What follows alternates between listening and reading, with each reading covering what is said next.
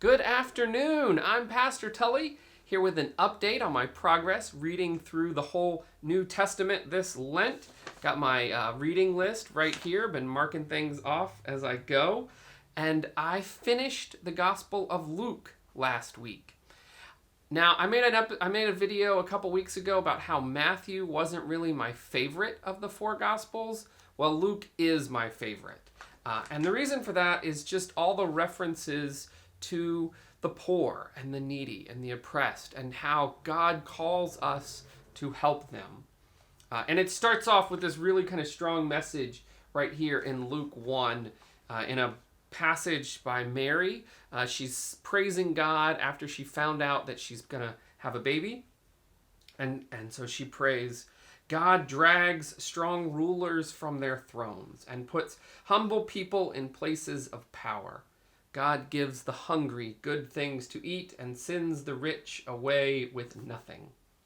If you are hungry, if you are poor, if you are in need, this is really good news. But at the same time, if you are a strong ruler or on a throne, if you are rich, this really isn't very good news.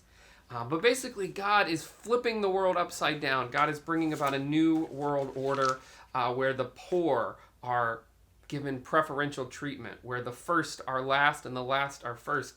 And it continues. You know, every page of the Bible I was highlighting different passages that have something to do with social justice. Oh, here's one in chapter 4. To announce freedom for prisoners and to give sight to the blind.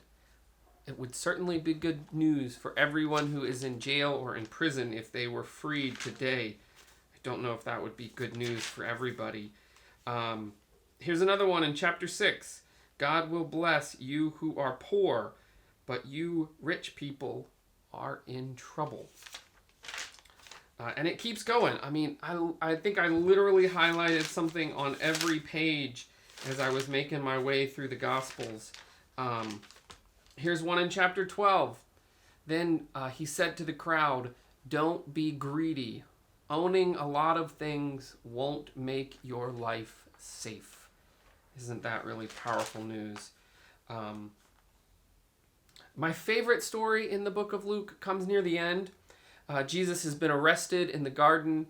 He's going to be tried. He's going to be crucified the next day. And of course, his disciples wanted this like big revolution, wanted to kind of overthrow all the political leaders. And they wanted it to be this kind of violent revolution. And so one of his disciples pulls out a sword. They start swinging. They start fighting. The ear of one of the servants gets cut off in the scuffle. And Jesus is like, no, stop everything, no violence. And Jesus heals the ear. He puts the ear back on of this servant of the person who was arresting him. Literally, this is Jesus loving his enemy. And it's such a really profound and powerful story. I love the Gospel of Luke. I hope you had a good time reading it. I look forward to hearing what you all have to say about it.